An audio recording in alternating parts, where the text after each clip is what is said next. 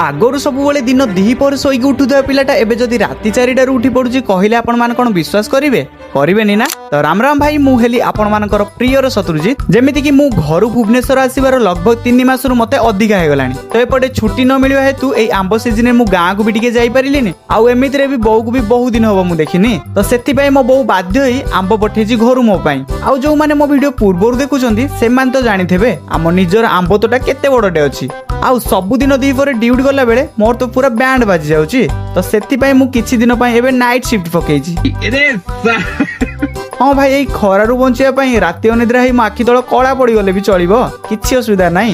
हाँ सेटा अलग कथा कि जेतिकी राति होता है टिके टिके निद लगु थाए। तो फाइनाली सकाल 6टारे निजर ड्यूटी सारी बाटर भगवान को आशीर्वाद नहीं आउ ता सह खाइबा किछि ब्रेड वगैरह नहीं मु चली आसली रूम को। आउ किछि अपेक्षा न करी फास्ट निजे फ्रेश होई ब्रेड को गरम गरम सेकी मु मो ब्रेकफास्ट को कंप्लीट करी डायरेक्ट चली गली सोइबा को।